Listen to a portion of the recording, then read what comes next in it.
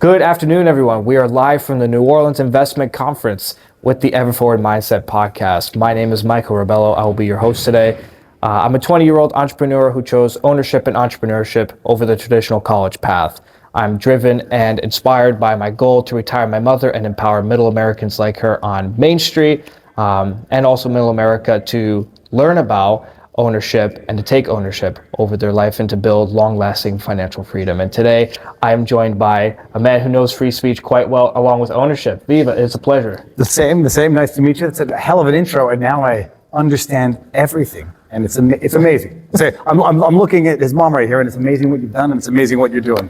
Thank you, I appreciate it. It's amazing what you're doing as well with you and your family and just promoting free speech. And I would love to dive into your introduction. And most of my audience doesn't know who you are, what you do, but if you could give us an introduction of what you do, what your values are, that would be great. So Viva Frei is my internet name, David Freiheit. I'm the youngest of 5 kids from a family of lawyers up in Montreal, Canada, and studied philosophy, studied law, went the big law firm life, didn't like it, had my first kid, left, had my second kid while I started my own boutique practice. Did that for about 7 or 8 years, and then said, if I'm doing this law stuff in 10 years, I'm going to be miserable. Applied for commercial photography, thinking I'd go back to commercial photography. Basically ended up discovering an internet niche of content creation, which over time crossed paths with law. And so then I did legal analysis commenting on the internet, and that took off. I found my niche. COVID hit. People needed legal analysis, legal interpretation, and it blossomed into what it is now. But I moved to Florida after I got a contract with Rumble and could find a way to escape the communism of Canada, but not after having run for federal office, which I did honorably, lost miserably because I ran with the People's Party of Canada in a district that had gone liberal for basically 40 years. Over 50% vote liberal. I did it so that I could limber up my political tongue and finally start expressing my ideas instead of holding back. And then I decided I'm up and out of Canada. Wow, that's one hell of a story. That's the condensed version. That's the condensed version, but it's so multifaceted and yet so inspiring. So you were in Canada and you decided to do law, right? And what drove you to pursue law and just everything around it? So not to say there's no parental pressure. My dad's a lawyer. The only one of my 5 siblings who's not a lawyer is the oldest. He tried it for a couple of months studying, didn't like it. For me, it was just, you were going to do not a trade, a profession. You're going to go and either, the joke is within the Jewish community, you become a doctor or a lawyer, and if you don't like blood, you become the lawyer. But it was like, we knew that we were going to be lawyers. You follow in the footsteps of your father. My father he's still practicing a little bit now, but he was one of the top 25 lawyers in Canada year over year for 40 years. And so I knew I was going to practice law. There was no pressure, but it was just the career path. Study, high school, college, university. I studied philosophy, knowing that it's a useless degree, but it teaches you how to think, that I was going to go into law afterwards and have an undergrad degree and learn the practice and do it. So it was good. The only problem is I never liked a day of the practice, not from day one. And it was just because it felt vapid. You're pushing paper. And it's not for not taking interesting cases. It's just, it felt empty and vapid and endless stress and not good stress. So I said, I never liked it one day more the day after than the day before. Told my wife, and she said, go out on your own and figure it out. Then I did that, and it worked well. Having your own business is liberating. Like, you can say yes to the clients you want and no to the clients you want. And it's your business. Like, it's what you take care of, you nurture, you make, successful or not, but I still hated the practice. And then 7 years later, said, forget it, I'm going to go and try to make it on the internet. And caught lightning in a bottle with the way the world ended up turning. Absolutely, and it was almost like right place, right time, and quite the calling that you had to do for yourself. Like, this is what I really want to do. Like, is this what I'm meant to do right now? And I kind of want to touch upon something you talked about just now. It's owning a business. You can attract clients, you can decline them, you can accept them. So it's almost like that ownership aspect, and like either owning your life, your own business, your own investment. How important is that nowadays? It was the only thing that gave me an extra 7 years in the practice. Like, actually, when I left the big firm, that's when I applied to commercial photography, just because if I'm going to be either wealthy and miserable or not wealthy and happy. And I said, I'd rather not struggle to make ends meet, but rather be an aspiring photographer than a miserable lawyer. And then people started calling and saying, well, can you work for us? And I said, yeah, sure. How much do you charge? I was like, I have no idea. I was at a law firm where they were billing me out at $250, $300 an hour, which is Canadian, pretty cheap. And then I said, well, $150. And like, well, that's great. And then you're like, oh, okay, awesome. Like I can charge for an hour of my time and collect for an hour of my time. And then I only have to not work less, but I only have to bill a client so much in order to make a successful practice. At a big firm, the pressure is to always bill as much as you can, but not what you think is reasonable. Do work that you think, not that you think is necessarily right, but you think that you're being told to do. When it's your own business, it's sort of a child in a corporate sense, and you have ownership, you have pride. And whenever I went anywhere, I was always going as an independent lawyer who could meet whoever the hell I want, take whoever I wanted as a client, and when you have the clients, tell any client to say, thank you, we've had enough now, and you go, if you want a lawyer to do that, find your own lawyer. So the ownership is amazing, and when it succeeds, it's a reflection of, to some extent, you, and the degree to which it succeeds is sort of a reflection of the amount you put into it.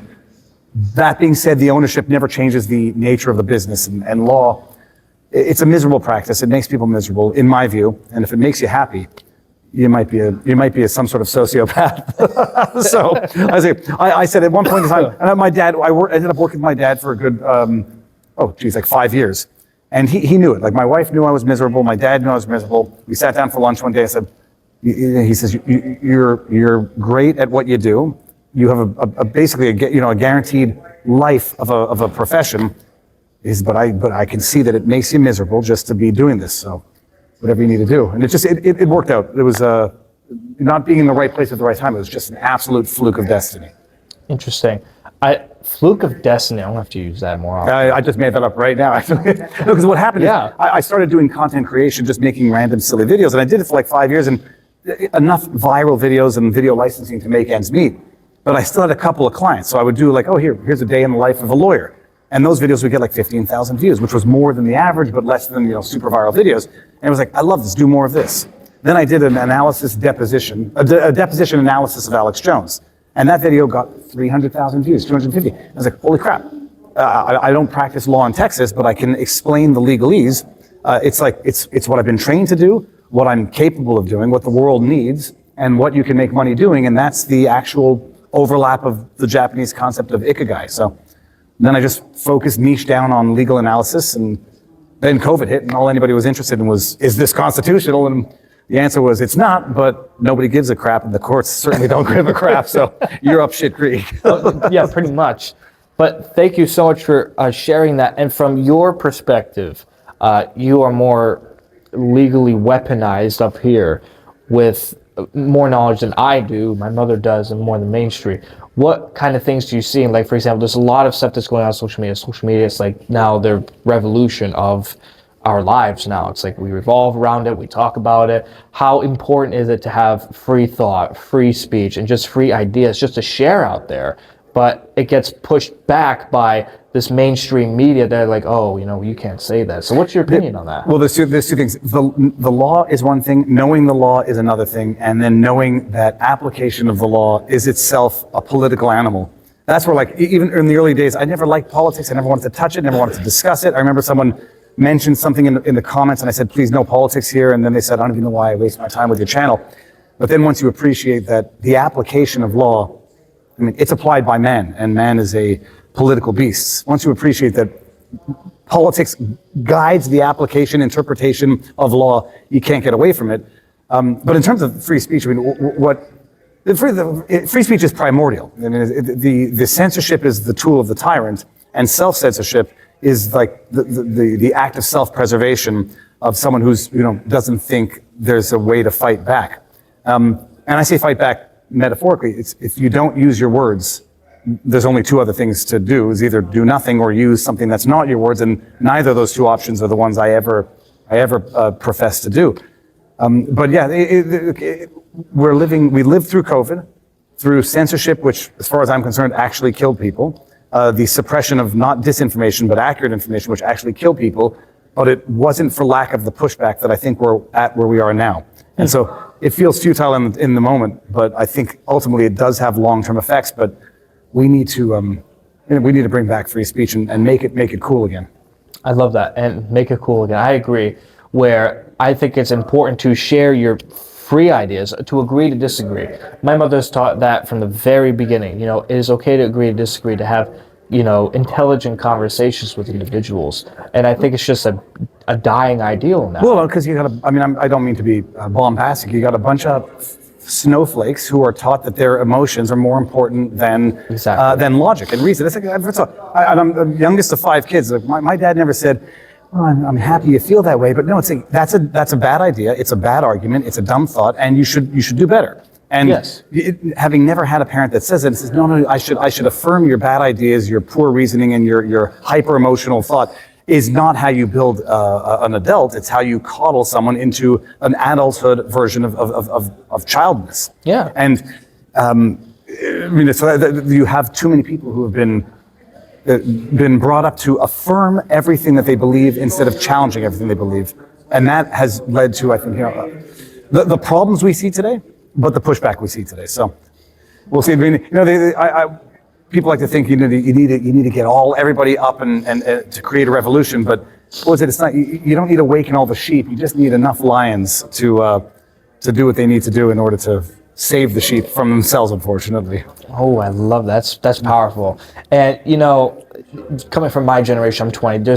I'll be honest with you, a lot of snowflakes in my generation. They abound. Yeah, where like, oh yeah, everyone's a winner. I disagree. Where you earn your respect, you earn that title, you earn that victory. It's not handed to you on a silver platter. Do you think in the next coming years and next generations, it's going to get worse, or do you think eventually there's going to be a turning point where it's all going to come back to some modicum of normalcy? I think if it's going to splinter off, is what I genuinely believe, because there's enough people who are fed up with someone saying it's my reality, it's my truth. Right. I am a girl, and you have to recognize that in your women's locker room, with my ding dong dangling around. There's going to be a splinter, and the vocal snowflakes are going to get more radical and more vocal. But I think it's going to be a pushback to normalcy. I mean, it's just the way it works. It's just conservatism to liberalism. You get too liberal, you come back to conservative. It's the pendulum of the natural progression of things. You just have to make sure it doesn't get so extreme that the pendulum falls over and there's no coming back. Interesting. Very well put, and thank you so much. On your shirt actually says live free. And for you, in your definition, what does it mean to live free? I don't yet know. It certainly means the freedom to drop F-bombs on politicians who you think deserve it. But no, I mean, it means the ability to live and determine your own destiny. And that is exactly what I fled in Canada. It was a government making my own destiny and not just limiting my choices, but dictating my conduct in the most intimate circumstances, like family settings. So I mean, living free in as much as is humanly possible means living without compulsion from anybody, including the government. And so, you can't live totally free. You got to pay taxes, despite what sovereign citizens say. And if they've gotten away with it, good for you. I'm on a visa. I'm still paying my taxes. I'm not getting deported. But no, it means living with as little coercion as possible. And that's ideological from your colleagues. It's governmental from the government, and being able to determine and shape your own destiny. I love that. Actually, my next question is kind of going to revolve around that. I want to talk about your newest release, which I saw on Instagram. It's called Lewis the Lobster Returns to the Sea. So I would love for you to explain your book in a nutshell. In fact, let me show the audience. This is it. And I love this. And I love how just natural it is, and that's almost like geared towards the younger generation. So please talk about this. It was born out of my daughter. We went to Prince Edward Island, and we bought a lobster, and we were going to eat it. And I don't know how the idea came of returning the lobster to the sea, because we ate the lobster. I mean, I don't want to ruin the ending. Not in this book. In this one, they release it. In real life, we tried to make a video out of it. The lobster, when you release them, they don't live. So at least it died in the ocean. But it was an idea we had, and it was based on a quasi-true story. We tried to live it out in real life. But no, the kid buys a lobster. And first of all, everybody loves a kid's book. When you're reading kids' books, you read Edward Munch. Everybody needs a kid book. Go online, find it. But the story was based on a true story. My wife said, I had it written 15 years ago, because my oldest kid now is 16 years old. Should put it in a book. So I put it in a book. She formatted it. We had a daughter of someone in our locals community, which is an online platform, illustrated it. Self-published. Now I can say I'm an author, and I didn't have to put all that much work into like a massive volume. So we're going to write a sequel sooner than later. But no, it's just the idea that, look, everyone loves a kid's book. reading to kids was, among the most beautiful things I got to do as a father. And if someone likes it, I mean, I'm sure someone's going to like it. So they'll have the memories with their kids. Yeah, and it's very similar to the ideology and mission that Russell Gray has with his Main Street Media Network and Raising Capitalists, where he's taking people like me and also the parents, for example, my mother, to teach other generations and their parents to, sit down and really think of like ownership and like what's the future and how to take ownership back of your life to live free. Determine your own destiny and not rely on the government to feed it to you, because it's not going to taste good when they give it to you. They're not your parents. They don't cook with love, and they will not raise you as though they truly love you, because they don't. Nobody loves you like your parents, and incidentally, no one loves you like you should love yourself to craft your own destiny. 100%, and I agree. We are the makers of our own destiny, and we are the owners of ownership. I mean, we're creators. We're meant to create. Entrepreneurs are meant to create. Humans are meant to create. I mean, look at us from all the way, 3000 BC with the hunter-gatherers. We forged tents and caves, and we slept on rock. And now look at what we have today. We're meant to create stuff, and we're meant to make better versions of that which we've already created. Absolutely. And I know we're just coming up to our time, but Viva, if you could leave the audience, like, for example, my generation, because, eventually my kids and then my friends' kids, eventually there's people like in my generation going to be running for office, and there's people that from my generation after me, they're going to be running for office. And I'm going to be honest with you, I'm concerned. I'm very concerned, where it's like, oh boy. I forget who said it. If you don't take an interest in politics, politics will still take an interest in you. I mean, get involved at the areas where you can have the most influence, local. But, like they say, tend to your own garden first. Yes. And charity starts at home. So start local, but get involved. And also, don't be afraid of words, and don't be afraid of having to check your own thoughts and check your own belief system. People have minds, so they can change them. And also, if words hurt you, you're going to be in store for some trouble for what the world actually has to offer. That's a little more harmful than mere words. Absolutely. But my question to you is, what is the best thing for my generation and the audience right now to do in order to take ownership of their life and to create their own destiny and go for their own destiny? Well, I would say get educated and learn an expertise, learn a trade, and just try to be useful and value added. And this is when I had my own firm, and I had some what we call the opposite of mentor. When you make yourself value added, you will shape your own place in society. And so be value added, be useful, and above all else, just don't be a jackass. And you maximize your odds of good things happening. I love that. And of course, please go check out his book. Please follow him on Instagram. And for more information, you can email us at vivafrei@mainstreetmedianetwork.com to learn more about Viva, his social media, his work, along with his book, and more resources to come. And of course, to my audience out there, build yourself better and bigger every day. Live better, live bigger. Always move ever forward. Own your destiny. And just be an owner of your life. Viva, thank you very much. It was a pleasure. Same.